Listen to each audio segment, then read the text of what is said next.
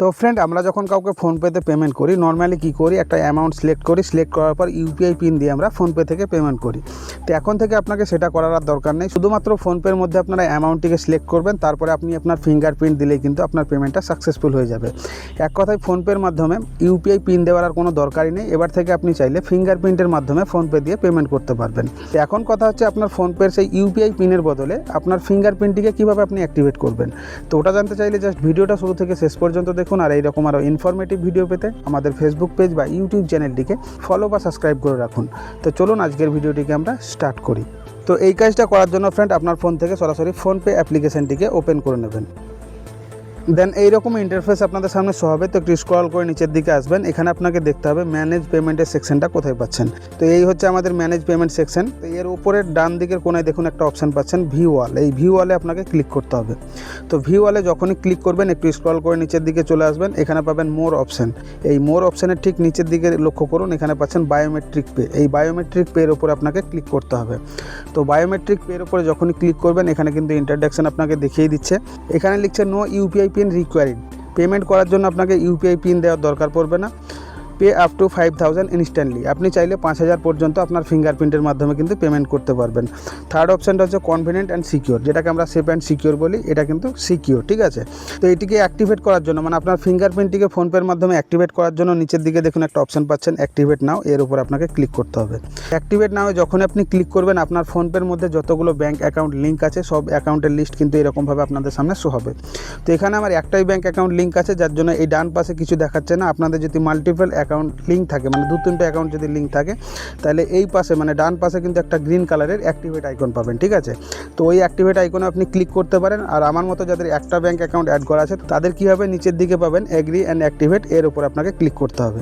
তো agri and অ্যাক্টিভেটে যখনই click করবেন সর্বপ্রথম মানে প্রথমবার কিন্তু আপনাকে আপনার ইউপিআই পিনটাই দিতে হবে। তো আমি আমার ইউপিআই পিনটি দিয়ে দিচ্ছি, আপনাদের যে ইউপিআই পিনটি হবে সেটা দিয়ে দেবেন। দিয়ে দেওয়ার পর নিচের দিকে নেক্সট আইকন পাবেন, নেক্সট আইকন আপনি ক্লিক করে দেবেন। এখন হতে পারে আপনাদের সামনে ডিসপ্লেটা কালো আছে, এটা একটা সিকিউরিটি রিজনের জন্য। তো সরাসরি নিচের দিকে পাবেন নেক্সট আইকন, এখানে আপনাকে ক্লিক করতে হবে। তো নেক্সট আইকনে যখনই ক্লিক করে দেবেন এখানে বলছে রেজিস্টার বায়োমেট্রিক। বায়োমেট্রিককে রেজিস্টার করার জন্য ফিঙ্গারপ্রিন্টের পাশে আপনার সেই আঙুলটি দিবেন। তো দেখুন এখানে দেখতেই পাচ্ছেন biometric payment activate up to 5000 rupees, ঠিক আছে। মানে এখন থেকে আমি যদি কাউকে পেমেন্ট করি, মানে ছোটোখাটো পেমেন্ট বা নর্মাল পেমেন্টগুলো আমি চাইলে 5000 টাকা পর্যন্ত আমার ফিঙ্গারপ্রিন্টের মাধ্যমে আমি পেমেন্ট করতে পারবো কোনো রকম ইউপিআই পিন ছাড়াই। তো নিচের দিকে পাবেন গট ইট, এই গট ইট আইকন আপনি ক্লিক করে দেবেন, ঠিক আছে। এবার আমি আপনাদেরকে একটা পেমেন্ট করে দেখাই, তাহলে ব্যাপারটা বুঝতে পারবেন। চলে এলাম ফোনপের মেন ইন্টারফেসে। তো ফোনপের মেন ইন্টারফেসে আসার পর এখানে পাচ্ছেন টু মোবাইল নম্বর, যেরকমভাবে আপনারা নর্মালি পেমেন্ট করেন। তো এখানে কোনো এক ব্যক্তিকে আমি এখানে পেমেন্ট করছি, ছোট্ট একটা পেমেন্ট করছি, মানে 100 টাকার একটা পেমেন্ট করছি। তো দেখুন একে আমি পেমেন্ট করছি, আমার একটা বন্ধু, তাকে পেমেন্টটা করবো কত, 100 টাকা। তো এখানে আমি অ্যামাউন্টটা সিলেক্ট করে দেবো 100 টাকা। 100 টাকা দিয়ে দেওয়ার পর নিচের দিকে পাবো পে। এই পে আইকনটাতে আমরা ক্লিক করে দেবো।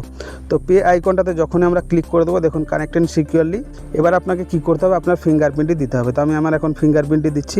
ফিঙ্গারপ্রিন্টটি যখনই দিচ্ছি দেখুন এখানে কিন্তু কানেক্টিং সিকিউরলি, মানে একে পেমেন্ট হতে যাচ্ছে, এমনকি পেমেন্ট সাকসেসফুল হয়ে গেল। মানে আমি ফিঙ্গারপ্রিন্টের মাধ্যমে কিন্তু আমি পেমেন্ট করে দিলাম, কোনো রকম ইউপিআই পিন দেওয়ার দরকারই পড়লো না।